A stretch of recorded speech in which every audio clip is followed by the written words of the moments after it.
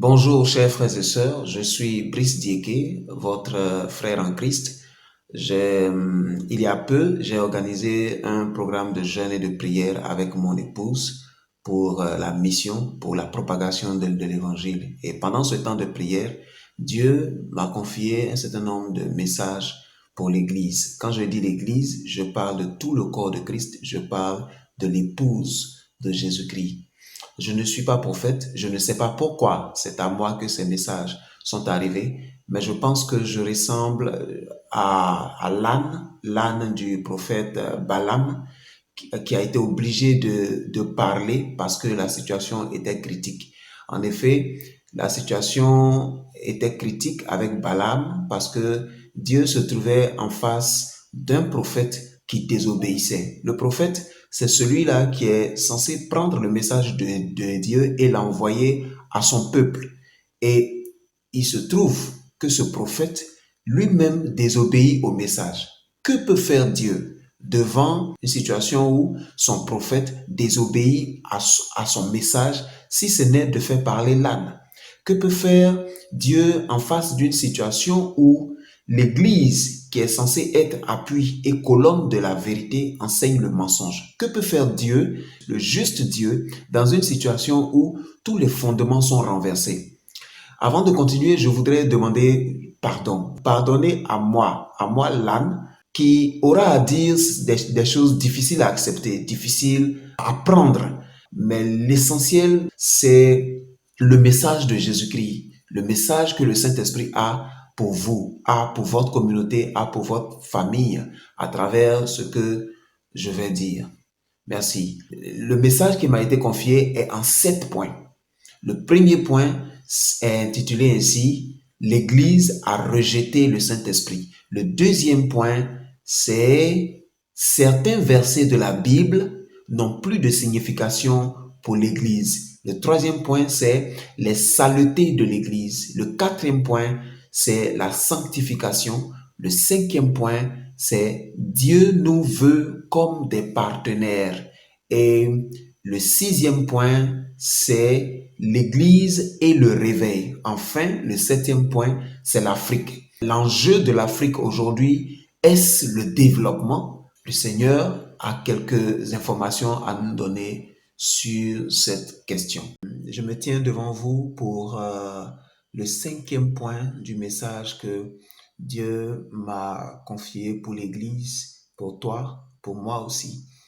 Le cinquième point, c'est: Dieu nous veut comme partenaire. Dieu nous veut comme partenaire. Bien-aimé, le Seigneur a, a soif. Le Seigneur a soif de voir son Église se dresser comme son partenaire, comme ce fut le cas, comme ce fut le cas à l'époque de Pierre, à l'époque de Jacques, Jean, à l'époque de la première Église, de l'Église primitive. Aujourd'hui, l'Église a abandonné son maître, l'Église a abandonné Dieu, l'Église s'est créé ses propres orientations, ses propres objectifs, abandonnant ceux de l'Éternel des armées. Et le cœur du Seigneur saigne. Mon frère, ma soeur, le cœur du Seigneur saigne parce que tes intérêts ne sont plus tournés vers lui. Son cœur saigne parce que il t'a créé pour le servir. Il t'a créé pour pouvoir t'utiliser dans ce monde afin de transformer le monde, envoyer le monde à lui. Mais ton cœur, le cœur de ton assemblée, les désirs, les objectifs de ton assemblée, les objectifs de l'Église sont tournés ailleurs et ne regarde pas Dieu. Et Dieu nous veut comme partenaire. Et le texte que le Seigneur utilise pour me parler de son modèle de partenariat, c'est le livre de Rois. Nous sommes des serviteurs de Dieu, nous sommes des esclaves, mais Dieu nous fait l'honneur de nous considérer comme ses partenaires. Regardez, Jésus dit à ses disciples vers la fin de son ministère: je ne vous appelle plus esclaves, car l'esclave ne sait pas ce que fait son maître, mais je vous ai appelé amis. Amis parce que je vous ai fait connaître tout ce que j'ai ouï dire de mon Père. Vous voyez, le Seigneur ne nous voit plus ne nous voit plus comme des personnes à qui il donne des ordres, des personnes à qui on met le mort comme on met au cheval pour les traîner de force là où ils doivent aller et les obliger à faire ce qu'on attend qu'ils fassent. Non, le Seigneur nous veut comme des personnes disponibles, disposées.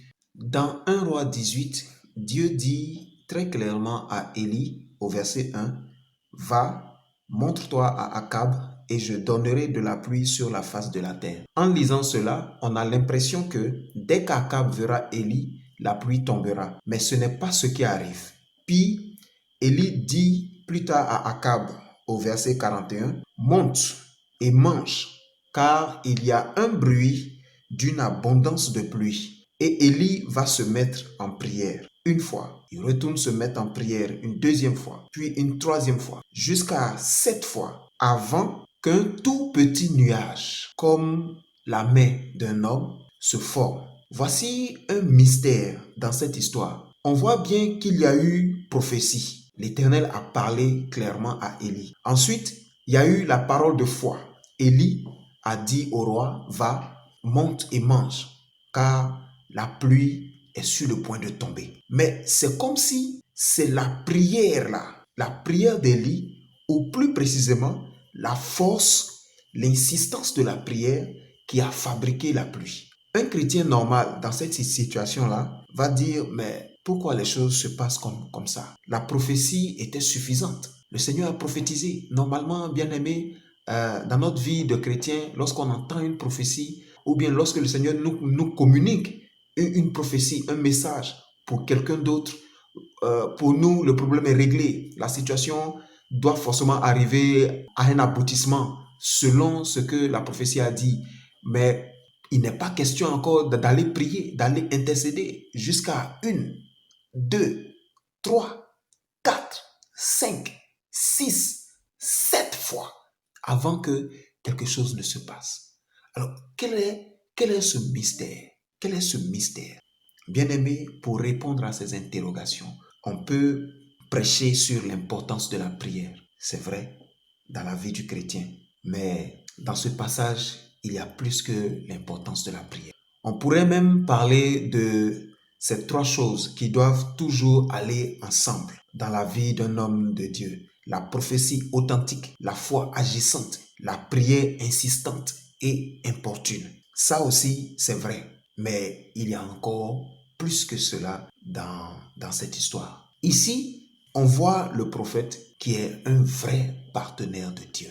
C'est de ça qu'il est question. Pas juste un prophète qui prend une parole pour venir la livrer. Mais quand Dieu lui dit, je ferai tomber la pluie, voici la prophétie, je ferai tomber la pluie. La parole qui est libérée, elle est libérée.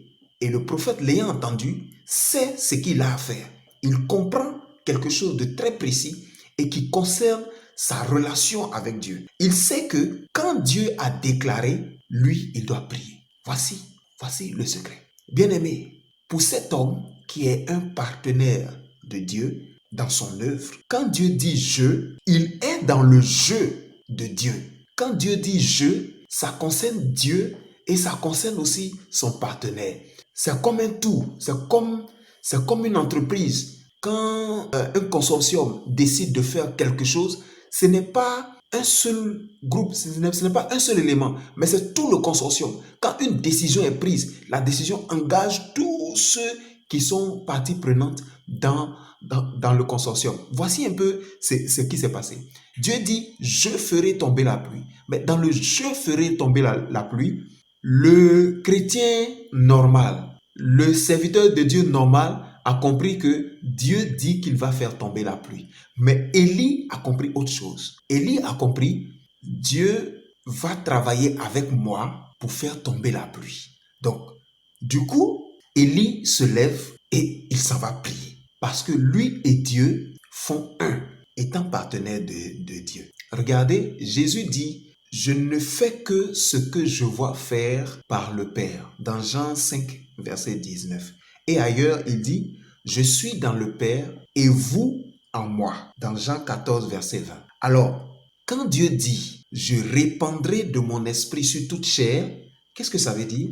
C'est parce que le partenaire de Dieu que tu es, que je suis, va parcourir le monde entier, annoncer l'évangile, gagner des âmes pour qu'elles reçoivent le Saint-Esprit, puisque Dieu ne répand son esprit que sur ceux qui sont réconciliés avec son Fils. C'est clair. Donc, quand Dieu prophétise dans l'Ancien Testament, dans les derniers temps, je répandrai de mon esprit sur toute chair. Voici en fait ce qu'il dit qu'il va faire. Il va pousser ses partenaires dans le monde, aller prêcher l'évangile, gagner des âmes, les baptiser, ensuite imposer les mains pour qu'ils reçoivent le Saint-Esprit. Mais si Dieu dit je répandrai de mon esprit et que les partenaires de Dieu, là je ne parle plus des serviteurs de Dieu, non, c'est une autre étape. Et que les partenaires de Dieu, c'est-à-dire les serviteurs de Dieu, les disciples de Jésus-Christ, qui se sont fait partenaires de Dieu, ne se lèvent pas pour aller prêcher l'évangile, gagner des âmes, baptiser et imposer les mains pour que descende le Saint-Esprit, alors la prophétie de l'Éternel ne se réalisera pas. Voici en fait le mystère caché dans cette histoire. Et voici le type de partenariat que le Seigneur Jésus veut avec toi, que le Seigneur Jésus veut avec moi, que le Seigneur Jésus veut avec l'Église. Et en parlant d'Église, son épouse, nous y reviendrons parce que l'épouse de Jésus-Christ est censée être l'aide. C'est ça que le Seigneur a dit, l'aide, l'épouse. Donc, on ne peut pas être l'épouse de Jésus-Christ et ne pas être l'aide de Jésus dans l'œuvre que le Seigneur Dieu lui a confiée sur la terre.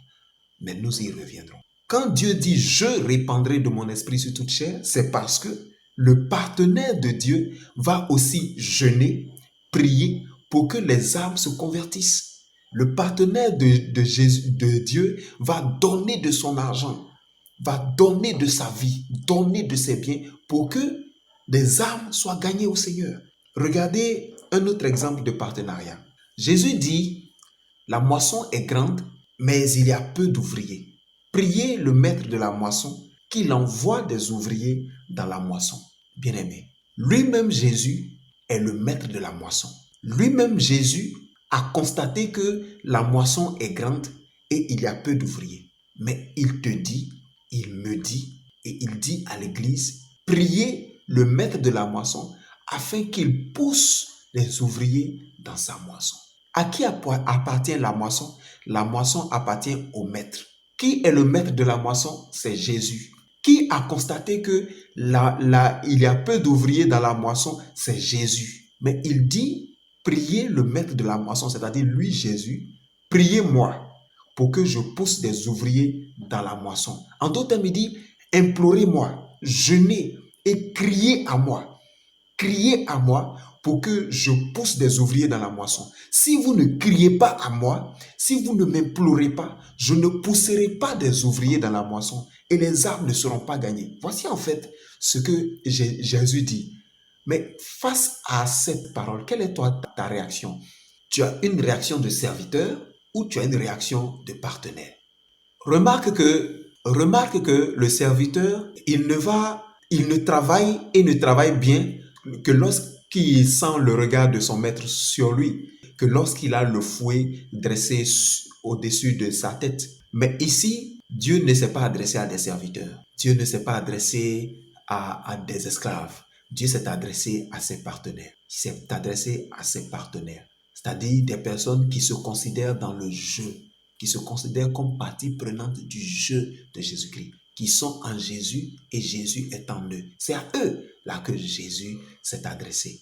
Un bon chrétien d'aujourd'hui, là, en écoutant ce que Jésus vient de dire, à savoir, si vous ne me priez pas, je ne pousserai pas des ouvriers dans la moisson. En entendant cela, tu aurais envie de dire, mais Jésus, c'est ton problème, c'est ton affaire. Si les ouvriers viennent dans la moisson, c'est ta moisson. Si les ouvriers ne viennent pas dans la moisson, mais c'est ta moisson. Moi, je n'ai rien à voir dedans. À la limite, bon, je vais trouver le moyen de gagner un temps. Voici en fait ce qu'un chrétien normal aurait dit. Actuellement où je suis là, moi, je cherche mon mariage, ou je cherche du travail et tout. La moisson, it's your business, Lord. If you want, you do. If you don't want, you don't do. Que le Seigneur ait pitié de nous, qu'il transforme notre esprit afin que nous ayons la pensée, non de serviteur, mais la pensée de partenaire. Bref, ne reprenons pas ici toutes les paroles de Dieu. Comprenons, bien aimés, que chacune de ces paroles implique l'action, la prière, le jeûne des partenaires de Dieu. Chaque chose que Dieu a prophétisée, chaque promesse que Dieu a faite, nécessite, demande, implique. C'est un message codé à ses partenaires pour dire à la prière, pour dire aux jeunes, pour dire, écoute, lève-toi en action. Écoute, lève-toi aux jeunes. Mais seuls les partenaires de Dieu, les partenaires de Jésus, peuvent comprendre cela. Le partenaire de Dieu ne se compte pas lui-même parmi ceux qui attendent de bénéficier des bienfaits de Dieu, mais il se met dans le groupe de ceux qui travaillent avec Dieu pour faire aboutir les prophéties de l'Éternel et pour que le maximum de personnes possibles soient touchées par la grâce de Dieu. Alors, mon frère, il est temps que je te pose maintenant une question. Tu la vois bien venir. Tu es un partenaire de Jésus ou bien tu es un serviteur? Alors, il y a combien de partenaires de Jésus aujourd'hui? Église de Jésus-Christ, es-tu un partenaire de Jésus? Mon frère, ma soeur, toi qui te dis prophète, toi pasteur, toi diacre, toi apôtre, es-tu un partenaire? Es-tu un partenaire? Ceux-là que Dieu n'a pas besoin de désigner, mais dès qu'il dit, qui enverrai-je? Il crie, moi. C'est ça un partenaire. Ceux-là encore qui scrutent la parole de Dieu continuellement, comme un chat, la cuillère de son maître à table, pour dénicher des choses à faire pour remplir leur contrat. En fais-tu partie? Sinon, si tu n'en fais pas partie, si tu n'es pas partenaire de Jésus-Christ, si tu n'es pas dans un esprit de partenariat avec Jésus, quel est ton rôle dans la maison de Dieu? Quelle est ton utilité? Je voudrais t'inviter, bien-aimé, à reconsidérer ta façon de servir. Jésus veut des partenaires. Jésus veut des partenaires comme une épouse est l'aide de son époux. Bien-aimé, notre Seigneur Jésus ne s'est pas choisi en nous, en l'Église, un ami fidèle, un pote, un cousin. Mais le Seigneur Jésus voit en l'Église une épouse. Le Seigneur Jésus s'est choisi l'Église comme son épouse parce qu'en fait, l'épouse, c'est le meilleur modèle de Dieu en ce qui concerne la fidélité, en ce qui concerne le partenariat. C'est pourquoi Dieu dit, l'homme quittera son père et sa mère et s'attachera à sa femme. C'est comme ça que Jésus s'est attaché à l'Église comme son épouse. Et les deux deviendront une seule chair. Les deux deviendront une seule chair. Si tu es l'épouse de Jésus-Christ, tu es une seule chair avec Jésus. Quand Jésus dit je, tu es dans le jeu de Jésus. Bien-aimé, l'Église ne peut pas se considérer comme l'épouse de Jésus-Christ et faire les choses par obligation, obéir à la parole de Dieu par obligation. L'Église ne peut pas se considérer comme l'épouse de Jésus-Christ et attendre des retombées de ce que Jésus lui demande de faire. Est-ce que si tu demandes des choses à ton épouse, qu'elle les fait, et après elle vient te demander un salaire, une récompense, tu accepterais? Tu trouverais ça normal?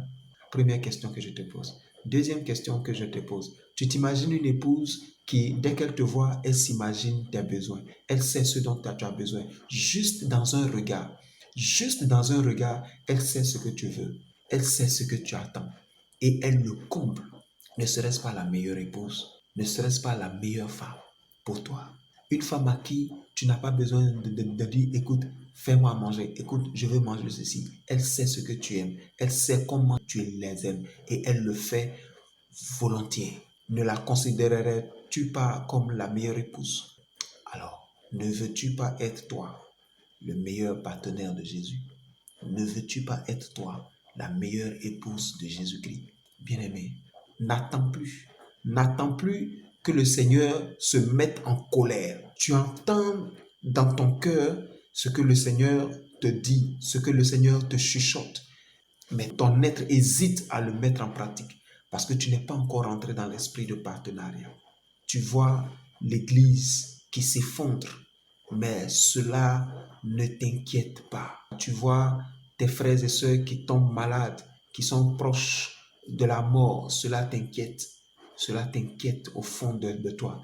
Mais quand l'église de Jésus-Christ est en train de sombrer dans le mensonge, l'église de Jésus-Christ est en train de sombrer dans les déchets des appellations pharaoniques, des archibishops, des tribishops, des patriarches et de tout cela, cela ne t'inquiète pas. Tu te confonds à ça et tu es dedans. Toi, en tant que partenaire, en tant qu'épouse, en tant qu'aide de Jésus-Christ, cela ne t'inquiète pas. L'église va à la dérive. Les gens pratiquent le fétichisme dans l'église. Cela ne t'inquiète pas. Les fidèles abandonnent la crainte du Seigneur et se mettent à craindre leur pasteur comme si c'est lui le bon berger. Cela ne t'inquiète pas. L'église se détruit et cela ne t'inquiète pas. Les âmes meurent sans connaître Jésus-Christ et cela ne t'inquiète pas. Es-tu sûr que tu es l'épouse de Jésus-Christ? Bien-aimé, ma sœur, si tu étais l'épouse de Jésus-Christ, tu prendrais soin de ses enfants sans réclamer des choses en retour. Pour une seule veillée que tu t'es débrouillé pour faire, tu attends la réalisation de quelque chose, tu attends l'exaucement d'une prière et ça devient comme un donnant-donnant entre toi et Jésus, une affaire du qui tout double entre toi et Jésus. Est-ce que tu es son épouse en réalité? Est-ce que tu es vraiment l'épouse de Jésus-Christ? De deux choses l'une, si tu n'es pas l'épouse de Jésus-Christ, tu n'iras pas au paradis. C'est une vérité aussi simple que 1 plus 1 égale à 2. Parce que c'est seule l'épouse. La Bible dit que c'est l'épouse qui sera accueillie aux noces. C'est l'épouse qui s'en va pour se marier. Tu n'es pas l'épouse. Tu iras au paradis pour faire quoi? Si tu n'es pas l'épouse. L'épouse s'en va célébrer son mariage. Tu n'es pas l'épouse. Bon, tu iras chercher quoi au paradis? Beaucoup de gens racontent beaucoup de choses. Il suffit d'avoir donné sa vie à Jésus, même si on n'a rien fait, on a passé sa vie à faire n'importe quoi, on ira au paradis. Tu iras au paradis pour faire quoi? Ceux qui vont au paradis, c'est pour se marier avec leur époux. C'est pour célébrer les noces. Mais tu n'as pas été marié, tu n'as pas fait que célébration. Bien-aimé, revois ta façon de servir.